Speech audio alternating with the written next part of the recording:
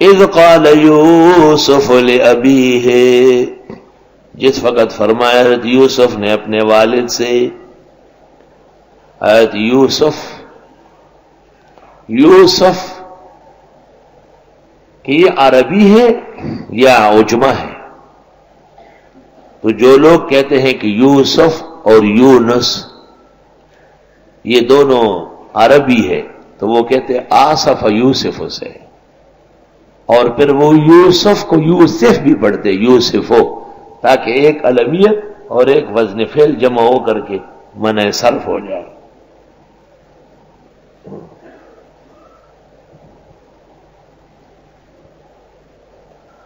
لیکن بدر الدین عینی نے عمدۃ القاری جلد اول صفحہ 36 پر اس کی تحقیق کر کے لکھا ہے کہ نہیں، یوسف عبرانی ہے، وَهُوَ الْأَصَحُّ وَمَعْنَاهُ جمیل الوجہ، حسین جمیل کو کہتے یوسف.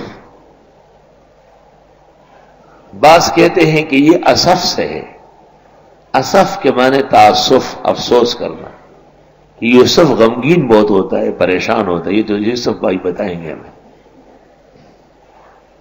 فکر مند بہت زیادہ رہتے ہیں. حضرت الاستاذ مولانا یوسف بنوری، مولانا محمد یوسف صاحب کیمبل پور، مولانا محمد یوسف صاحب چشمائی، مولانا محمد یوسف صاحب مردانی، 4 یوسف، چاروں کے 4 امام العصر مولانا انور شاہ کے شاگرد.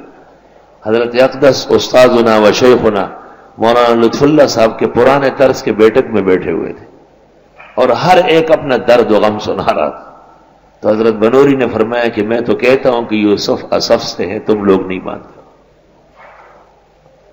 ایک لکھنوی شاعر نے بھی کہا ہے، یوسف اس کو کہوں کچھ نہ کہے، یوسف اس کو کہوں کچھ نہ کہے، گر بگڑ بیٹھا تمہیں لائے کہ تعزیر بھی تھا. وہ اسی صدمے کے معنی میں یوسف. تفسیر مواہب میں اس پر لطیفہ لکھا ہے. یہ 4 حرف ہے، یا یسر سے ہے، واو وجاہت سے ہے، سین سر الغیب سے ہے، فا فوز سے ہے لیکن اخیر میں ہے. یا یسر سے ہے، اللہ بہت آسانیاں بڑی عزت عطا کرے گا. وا وجاہت سے، جہاں جائے گا عزت پائے گا. اور سین سر الغیب سے ہے، اللہ غیب سے اس کی مدد کرے گا. اور فا فوز کامیابی سے ہے لیکن اخیر میں ہے. آئے ہائے، نامی کوئی بغیر مشقت نہیں ہوا، 100 بار جب عقیق کٹا تب نگی ہوا. اخیر میں جا کے تو آدمی کامیاب ہوتا ہے، ابتدائی کامیابی تو کوئی کامیابی نہیں ہے. رشک نہ کرنا میری راحتوں پہ آج تم، ایک دور گزار آیا ہوں میں درد ستم کا. یوسف یا یسر سے، واو وجاہت سے، سین سر الغیب سے، اور فی فوز سے. تفسیر مواہب یاد کرنے کا ہے. جب فرمایا حضرت یوسف نے اپنے والد سے، کہتے یوسف کی محبت اپنے والد سے بہت زیادہ ہوتی ہے. اللہ، اور والد ہی پھر حضرت یعقوب پیغمبر.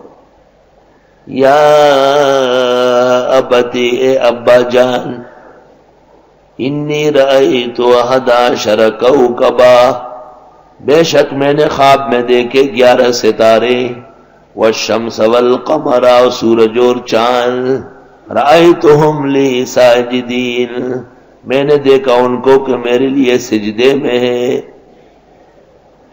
یہ خواب حضرت یوسف نے بالکل بچپن میں دیکھا ہے، کیونکہ 7 سال یا 9 سال یا 13 سال کی عمر میں تو بھائیوں کی تکلیفوں کے شکار ہوئے.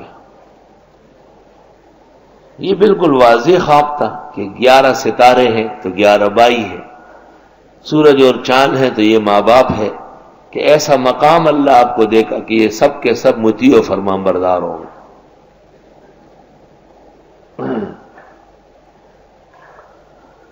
قال یا بنیا، حضرت نے فرمایا اے زما بچڑیا، اے میرے پیارے بیٹے، لا تقصص رؤیاک علی اخوتک، نہ بتانا خواب بھائیوں کو، فیکیدوا لک کیدا، بس وہ سازش کر دیں گے آپ کے خلاف کوئی سی سازش۔ خواب ہر ایک کو بتانے کا نہیں ہے، حدیث میں ہے خواب نہ بتاؤ مگر گہرے دوست کو یا عالم کو۔ دوست کس کو کہتے ہیں کہ جب وہ سمجھ لے کہ کریہ المنظر ہے تو اچھے محمل پہ ڈال لے گا، چپ ہو جائے گا۔ دوست اس کو نہیں کہتے ہیں کہ جو بے سمجھے بے تکی کی باتیں بکتا رہے۔ دوست تو دوست کا مددگار ہوتا ہے۔ دوست